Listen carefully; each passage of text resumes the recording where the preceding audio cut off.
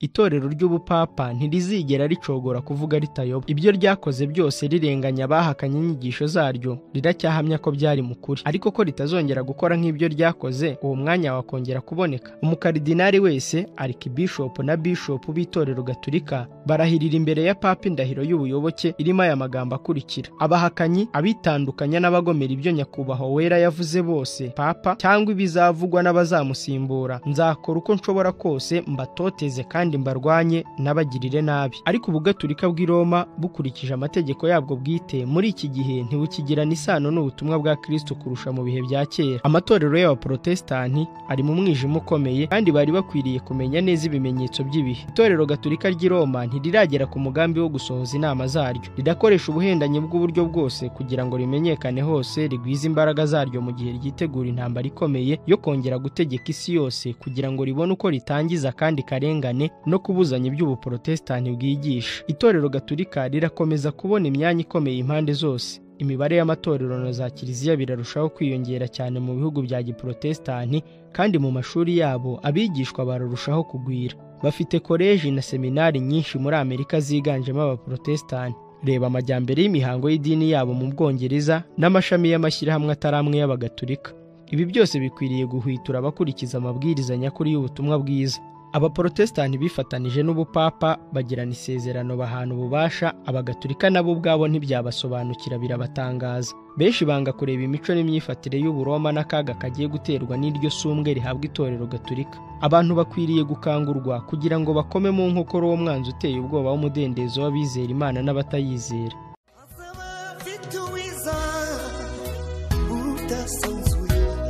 Azaba afite ingororano yo guhema buri wese, guhana n'imirimo yakoreye hano ku isi.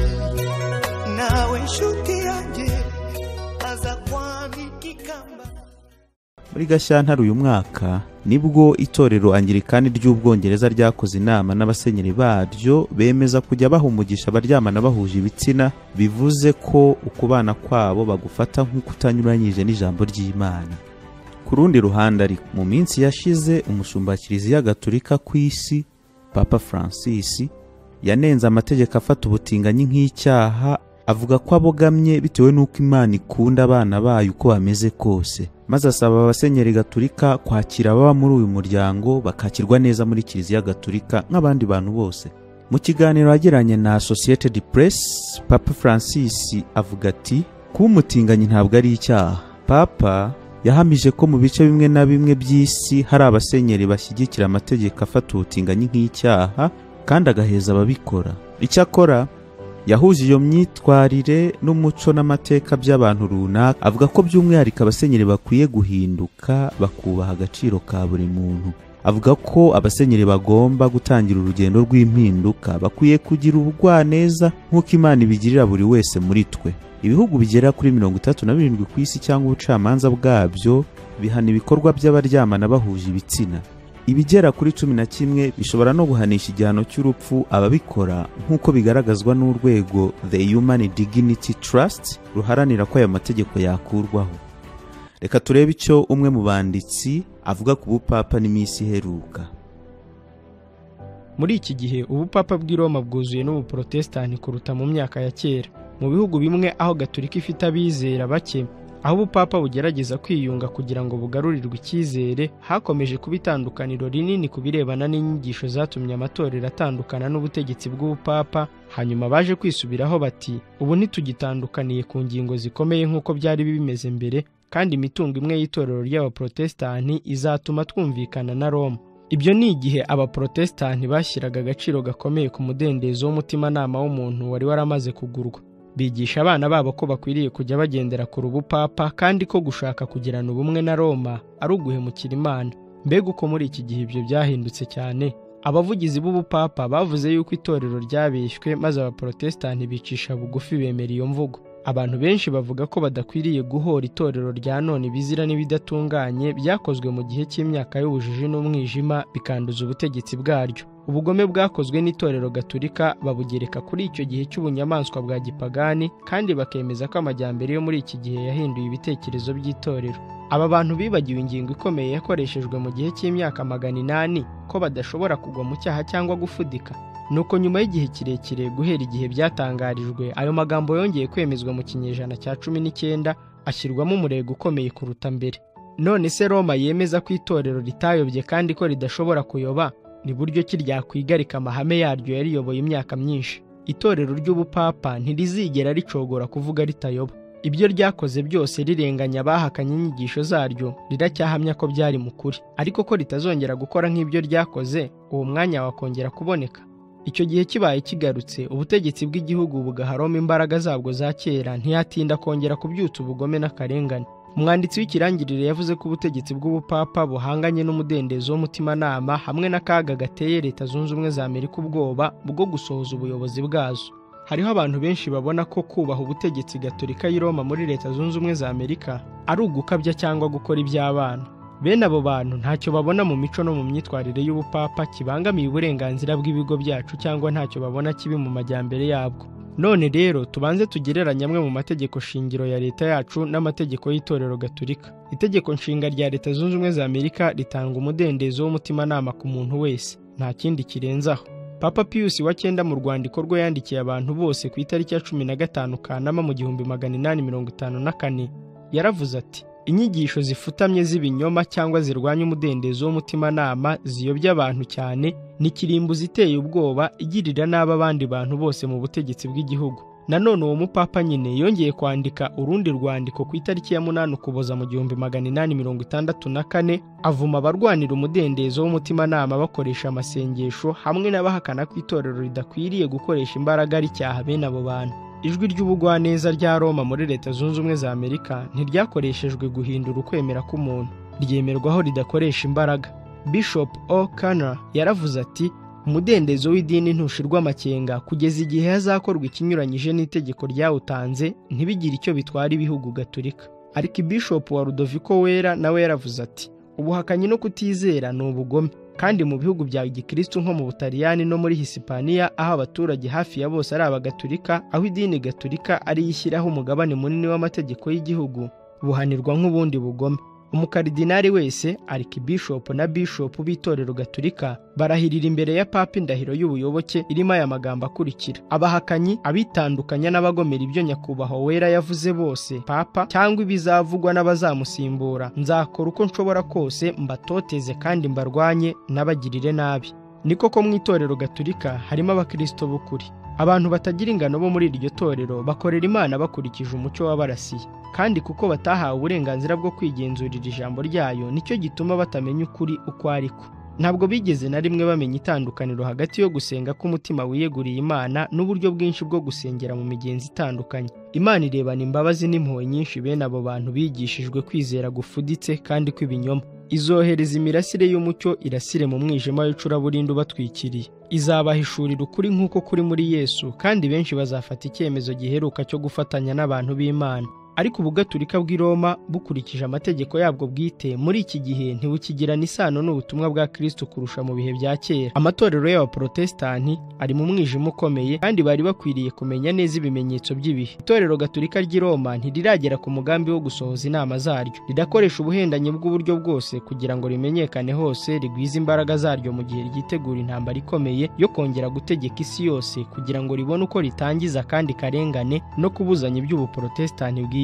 Itorero gatolika rirakomeza kubona imyanya ikomeye impande zose. Imibare y'amatorero na za kiliziya birarushaho kwiyongera cyane mu bihugu bya giprotestanti, kandi mu mashuri yabo abigishwa bararushaho kugwira. Bafite koleji na seminari nyinshi muri Amerika ziganjemo abaprotestanti. Reba amajyambere y'imihango y'idini yabo mu Bwongereza n'amashami y'amashyirahamwe atari amwe y'abagatolika.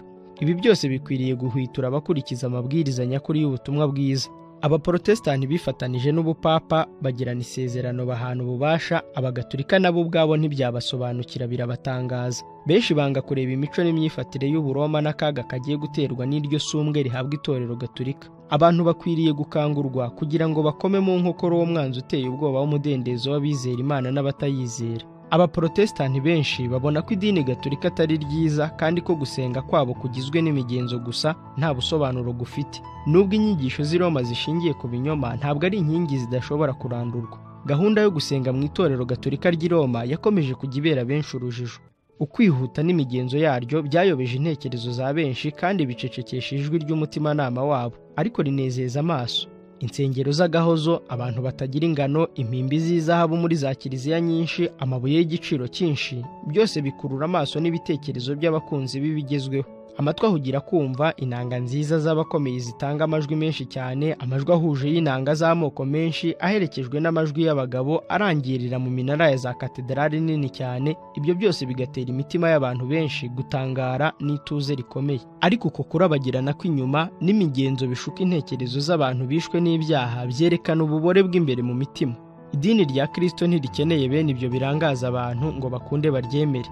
Mu mucyo wo ku musaraba gusa niho ubukristo nyakuri bugaragarira ko buboneye kandi bunejeje abantu bose. Ntibukeneye imirimbo y'inyuma no kwigaragaza ngo bukunde bwerekana agaciro kabwo. Kwera, kwicisha bugufi n'ubugwaneza nibyo bifite agaciro imbere y'Imana. Gushashagira siko kimenyetso cy'ibitekerezo biboneye kandi birimo ubupfura. Ibitekerezo bihanitse by'ubugenge, kuvuga amagambo meza, ibyo biba mu by'abantu b'isi bahora batekereza. Kenshi ibyo byose byakoreshejwe na Satani kwibagiza abantu ibikwiranye no kurinda imitima yabo, bikabahuma ntibabone ubwiza bw'ahazaza, bikabemeza ko ubugingo budapfa, bagatera umugongo umufasha wabo uhebuje byose, ibyiringiro byabo bikagarukira kuri iyi si honyine. Idini ry'inyuma rinezeza gusa imitima itarabyarwa ubwa kabiri, ikiri iya kamere. Gahunda n'imigenzo yo gusenga by'itorero gatolika bifite imbaraga ziyobya abantu benshi kugeza n'aho bemera ko iryo torero ry'i Roma ari irembo ry'ijuru. Abahagaze bashikamye ku rufatiro rw'ukuri, imitima yabo ikemera kuvugururwa n'Umwuka Wera, nibo gusa batazemera gukururwa n'ibikorwa byaryo. Ibihumbi byinshi by'abantu batimenyereje kubana na Kristo bazerekezwa ku kwizera amashusho yo kubaha Imana, nyamara ari nta mbaraga afite. Bene iyo dini niyo rubanda nyamwinshi bifuza. Itorero ryigisha ko rifite uburenganzira bwo kubabarira abantu ibyaha riba ritumye abizera baryo biyumvamo umudendezo wo kubikora, kandi itegeko ryo kwicuza ibyaha rigendana no kubabarirwa naryo risa n'irimara abakristo impungenge zo gukora ibibi. Uwicishiriza bugufi gupfukamira umuntu wavukiye mu cyaha akemera kwicuza ibyaha amumenera amabanga ye n'ibyo atekereza mu mutima we, aba yiyononnye kandi atesheje agaciro ibyo atekereza mu mutima we byose. Kumenera padiri ibanga ry'ibyaha wakoze ni ukuvuga kumenera umunyabyaha ibanga ry'ibyaha. Umunyabyaha ufite kamere ipfa, ahari uwo mwanya batasinze da. Umuntu utirinda akaba afite imico yo mu rwego rugayitse, uhora agerwaho n'ingaruka z'ibikorwa bibi, ni ubuyobe bukomeye. Uko atekereza Imana bigaragaza ko ari umuntu waguye mu cyaha, ariko ngo padiri aba ahagaze mu cyimbo cy'Imana.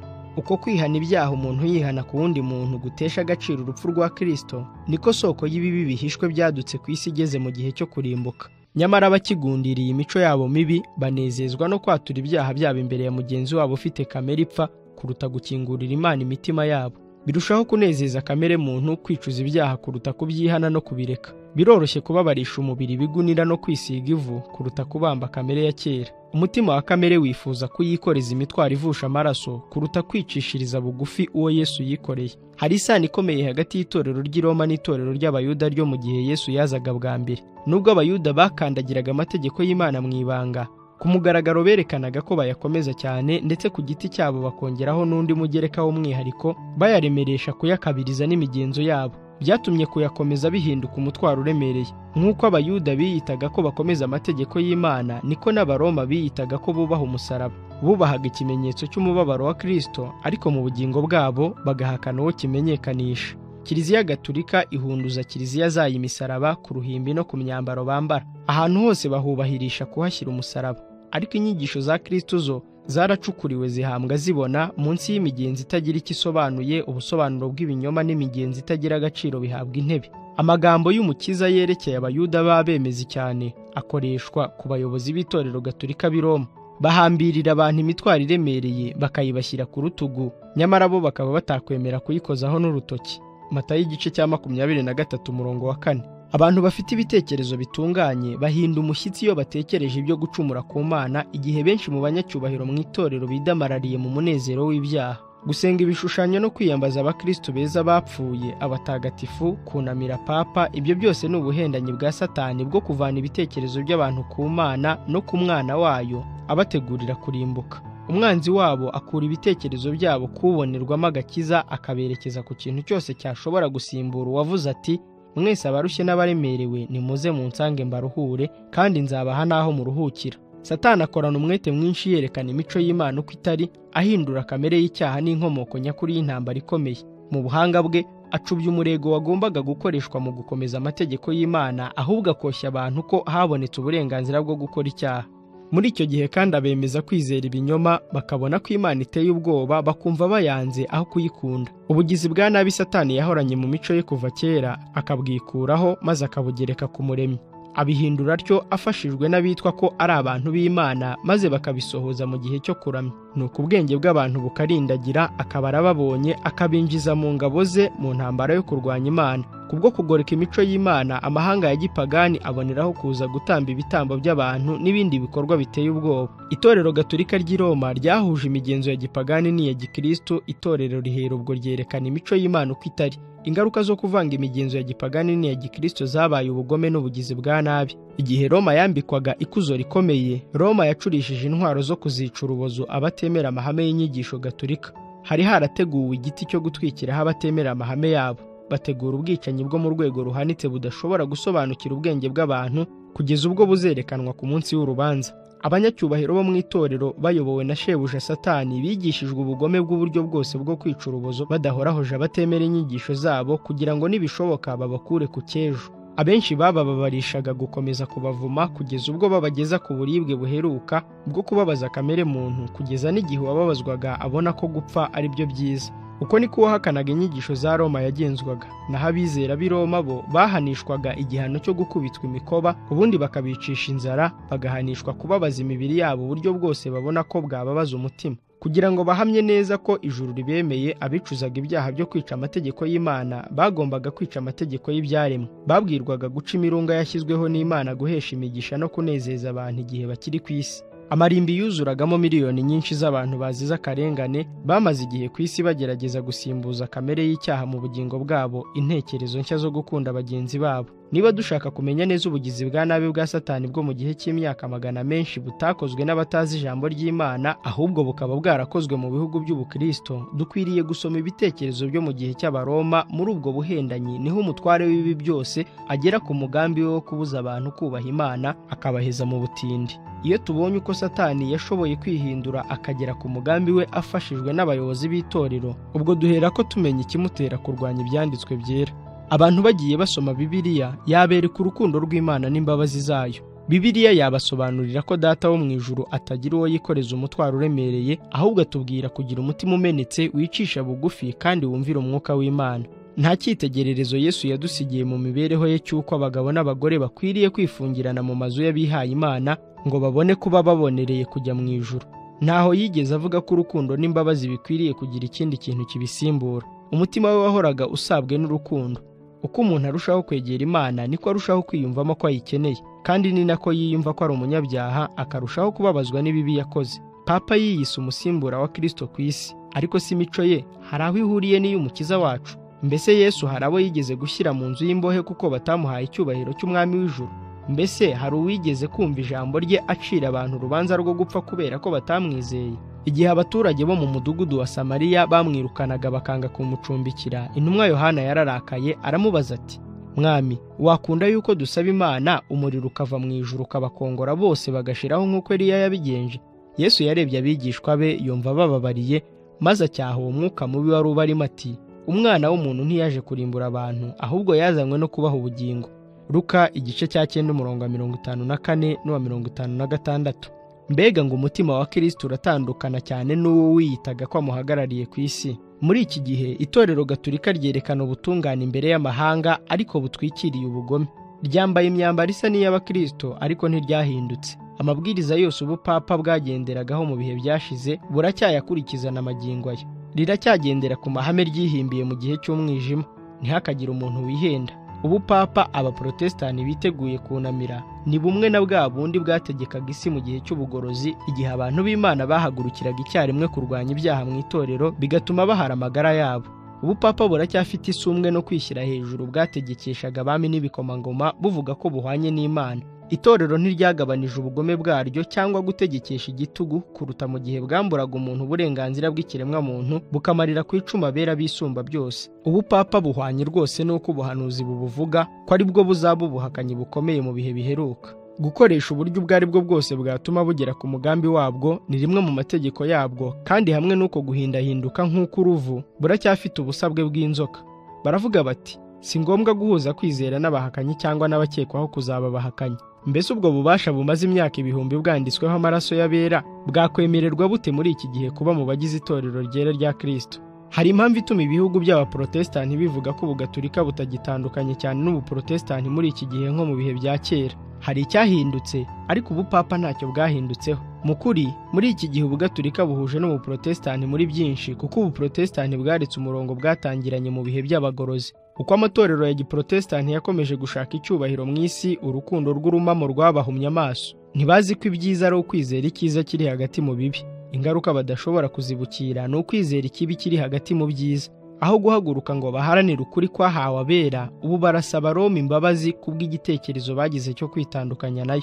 Benshi mu batemeraga Roma ntibagitinya imbaraga zayo n'inyigisho zayo. Benshi bahamya ko umwijima w'iby'umwuka n'uw'iby'ubwenge byo mu gihe cy'imyaka yo hagati ari byo byabafashije gukwiza amahame yabo, imigenzo yabo n'agahato kabo, ariko ko ubumenyi bwinshi, ukugwira k'ubwenge no kwamamara k'umudendezo w'idini muri iyi myaka yacu byakuyeho agahato n'akarengane. Muri iki gihe cy'ubumenyi, igitekerezo cy'uko ibyabayeho icyo gihe byakongera kubaho no muri iki gihe cyacu kiragayitse cyane. Ni by'ukuri koko umucyo mwinshi wo kujijuka mu by'ubwenge, mu by'ubuhanga no mu by'umwuka biramurikira igihe cyacu. Igitabo cy'Imana gihora kibumbuye, umucyo uvuye mu ijuru warasiye isi yacu. Ariko ntidukwiriye kwibagirwa ko uko umucyo urushaho gukwira ari nako abatawemera barushaho kuwuzimya bagakwiza umwijima.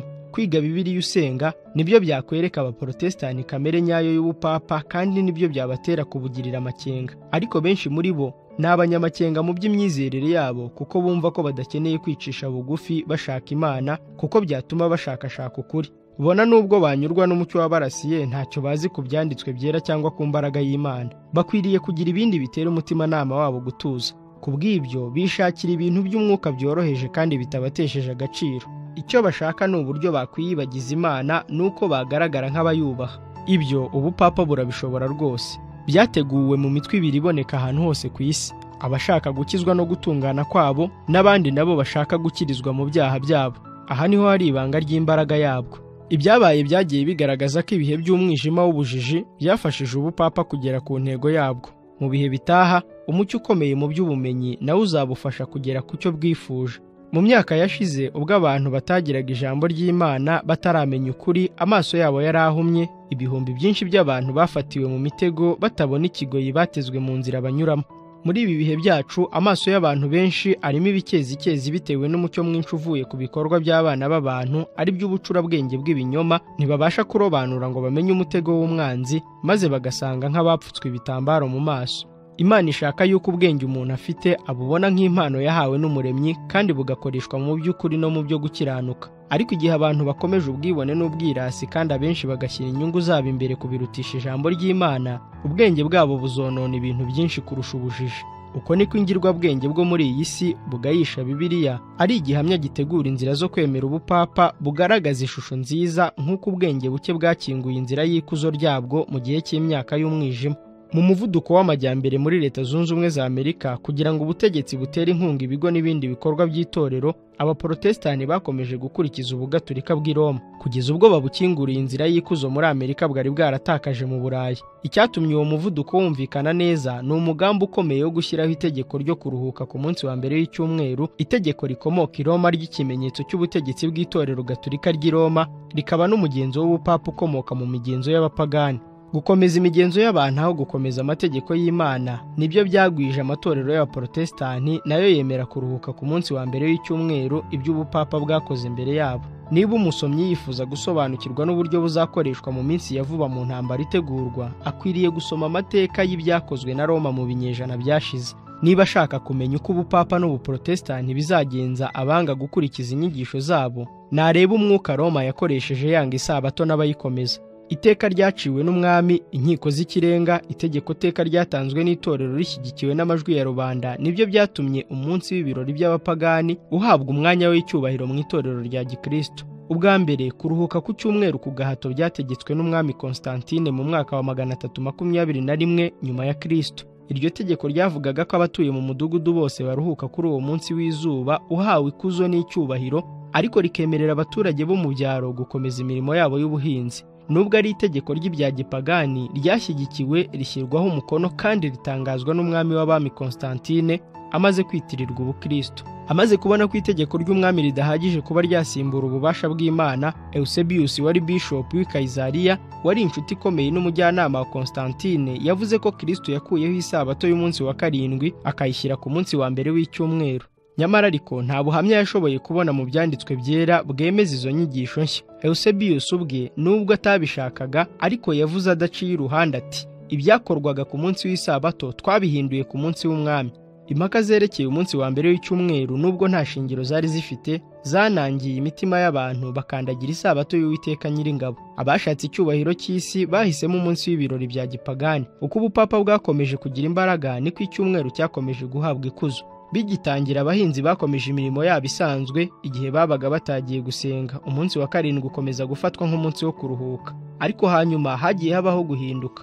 Abakozi bo mu nkiko babujijwe guca imanza z'abaturage ku munsi wa mbere w'icyumweru. Hanyuma gato abakozi bo mu nzego bategekwa kureka imirimo yose, maze abakoze ku cyumweru abakire bagacibwa ibihano naho abakene bagahanishwa gukubitwa ibiboko. Hanyuma haje gutangwa itegeko ko abakire bazagira umurimo wose bakora ku cyumweru bazahanishwa igihano cyo kunyaga umugabane wa kabiri w'ubutunzi bwabo. Ku iherezo nibatava ku izima bazahindurwa ibiretwa, abakene bo hasi bagacibwa mu gihugu buheriheri. Hakurikiyeho kwitabaza ibitangaza by'ibihimbano.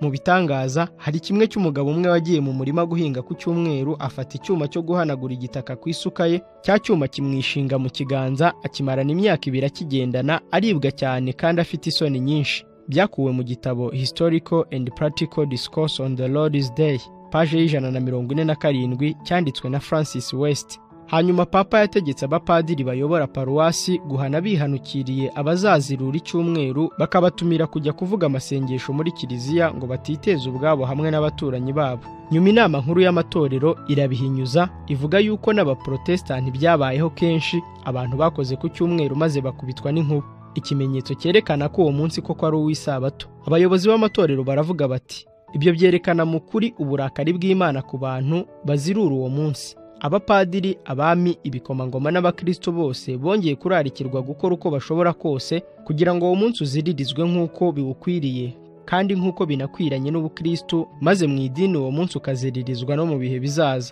Kuko amategeko y'inama nkuru z'idini atari ahagije, ubutegetsi bwa leta bwasabwe gukora itegeko teka rizatera abantu ubwoba, abaturage bagakuka imitima rikabahatira kureka imirimo ku munsi w'icyumweru. Mu nama nkuru yabereye i Roma, amategeko yose yashyizweho mbere yongeye kuvugururwa kandi barushaho kuyashyiramo umurego, maze bayongera mu mubare w'amategeko y'idini n'aya leta asanzwe mu bihugu byose bya Gikristo. Kubwo kubura ubuhamya bwo mu byanditswe byera bushyigikira umunsi w'icyumweru, abakiruhukaho bakomeje kujya bagira ingorane zikomeye. Kenshi abakristo bagiye babaza abayobozi babo aho bakuye ububasha bwo gukuraho itegeko rya Yehova wavuze ati, umunsi wa karindwi niwo sabato y'Uwiteka Imana yawe. Kugira ngo babone amagambo basimbuza ubuhamya bwo mu byanditswe byera badashobora kubona, byabaye ngombwa kwiyambaza amagambo y'abantu. Nko mu iherezo ry'ikinyejana cya 12, umuhamya w'umunyamwete w'ibyo kuruhuka ku cyumweru yasuye amatorero yo mu Bwongereza, ahahurira n'abahamya b'ukuri kwa Bibiliya bahangana nawe, maze umuhati we umubera imfabusa, ava muri icyo gihugu asubira iwabo nta mbuto ateye. Bamuhaye amafaranga yo gushyigikira izo nyigisho zabo, none hagaruka afite icyo yishingikirizaho. Nyuma y'igihe kitari gito abona bamwakira maze biramunezeza. Yari agarukanye umuzingo w'igitabo avuga ko wamanutse mu ijuru ku Mana ubwayo, cyari cyanditswemo amabwiriza n'amategeko yo kuruhuka ku munsi w'icyumweru, kandi atera ubwoba batemeraga iryo tegeko ry'icyumweru. Icyo gitabo gikomeye cy'ishingiro ry'ibinyoma gusa gishyigikiwe n'itorero, bakwije inkuru ko cyamanutse mu ijuru kikagwa mu rusengero rw'i Yerusalemu ku ruhimbi rwa Simiyoni wera, ahahoze ari Gologota mbere. Ariko mu kuri inkomoko yacyo ni i Roma kwa Papa. Bakoresha ibinyoma byose bigamije gukungahaza itorero, nuko rikomeza kubahwa mu buyobozi bw'ubupapa uko bwagiye busimburana. Uwo muzigo wari wanditswemo itegeko ribuzanya gukora imirimo guhera ku isaha ya 9 nimugoroba ku munsi wa karindwi w'icyumweru, ariwo sabato, kugeza ku wa kabiri mande izuba rirashe. Kandi ngo ububasha bw'uwo muzingo bwahamijwe n'ibitangaza byinshi by'ibihimbano, ngo abantu bagiraga imirimo bakora muri ayo masaha yabuzanijwe bararemaraga. Kandi umugabo wasyaga amasaka ye mu cyimbo cyo kubona ifu yabonye mu mashini ye hasohokamo umuvu w'amaraso, naho uruziga rw'imashini rurahagarara, ariko ntibyabuza ayo mazi gutembana umuvuduko. Umugore yatetse umugati agiye kuwarura asanga utahiye kandi iziko rishyushye cyane. Undi muntu wari wateguye guteka umugati nyuma y'isaha ya 9 ariko hanyuma yiyemeza kuzawuteka ku wa kabiri w'isabato ku munsi wakurikiyeho, yasanze umugati uhiye wahishijwe n'imbaraga yo mu ijuru. Umuntu yatetse umugati nyuma y'isaha ya 9 y'umunsi w'isabato, bukeye mu gitondo agiye kuwukata asanga uratembamo umuvu w'amaraso. Ibyo bihimbano byose bikorwa n'abambari b'icyumweru bahirimbanira kugihesha ukwera k'umunsi wera w'Imana.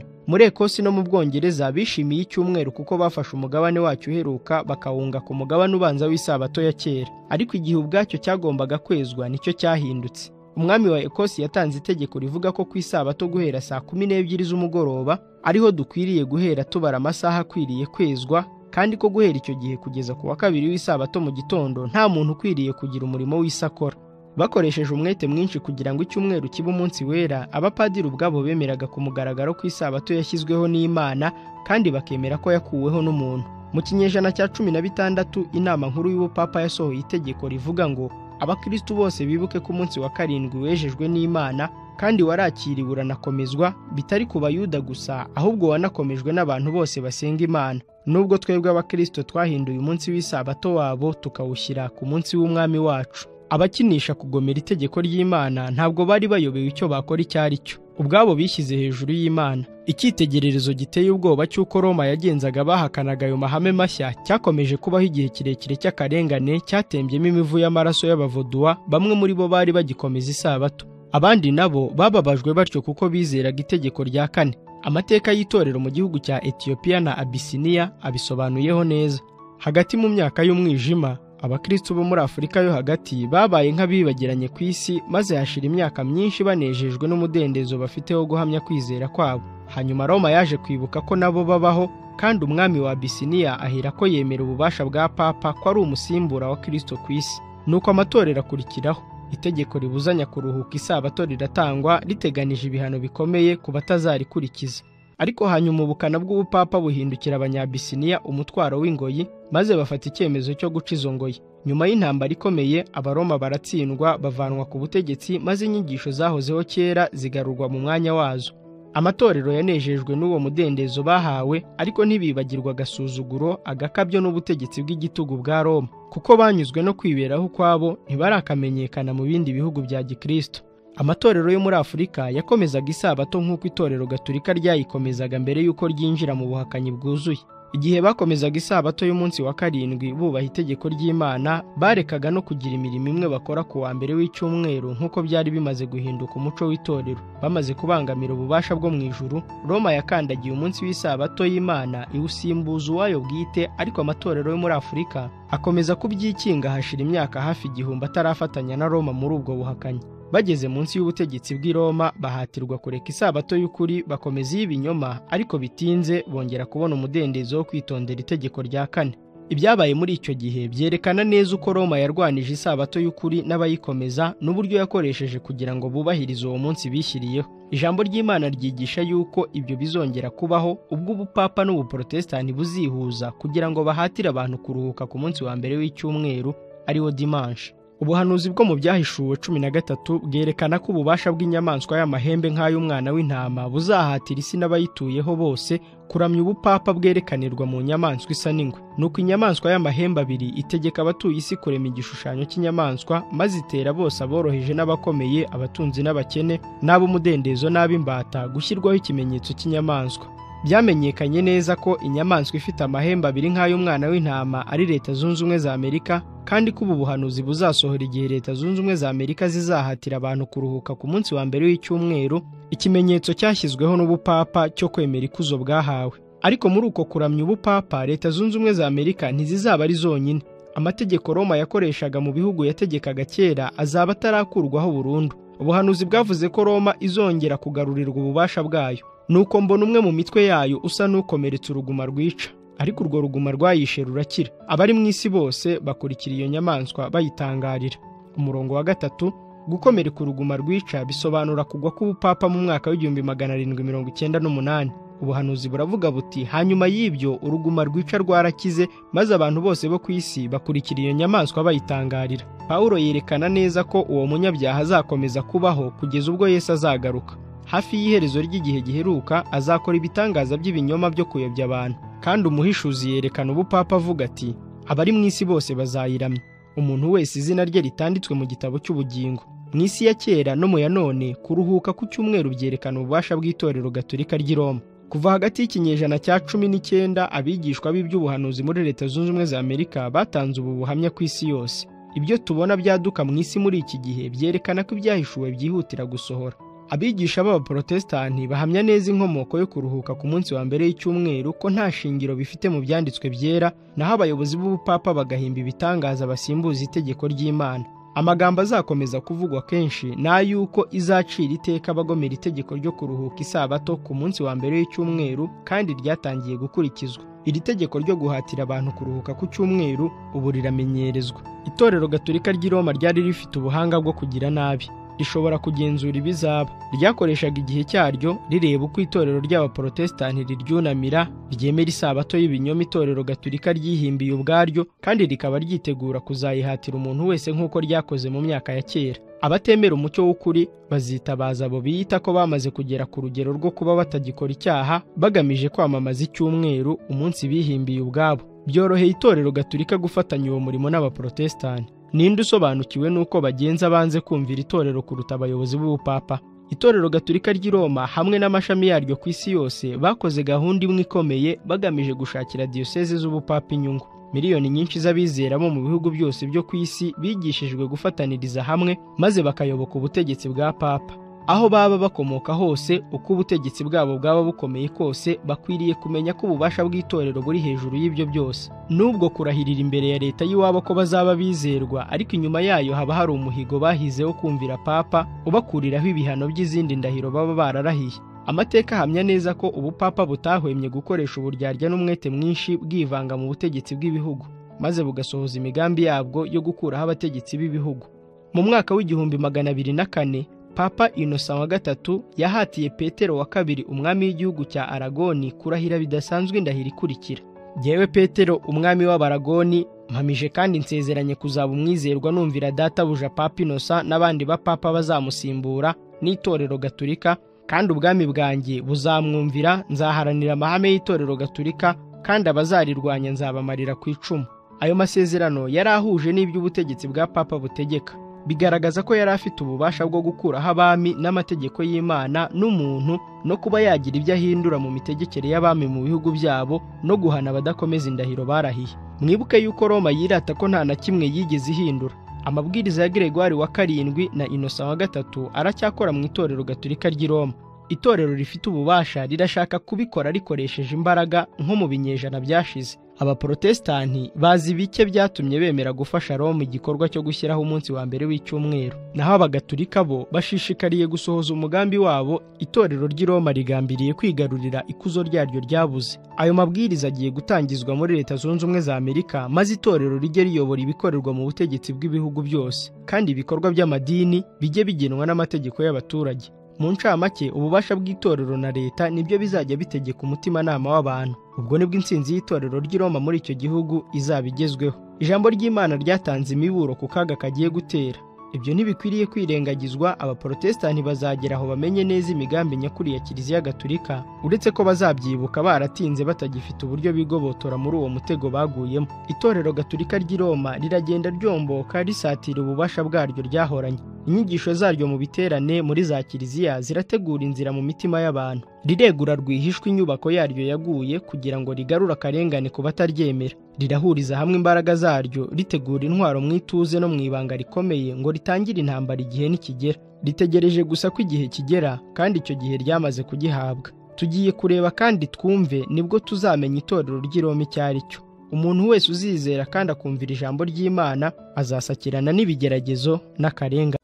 Azatujyana muri amazu meza yaduteguriye, nitugerayo tuzahora turiri. Nzaba kumwe na Eliya, nzaba kumwe na Abrahamu.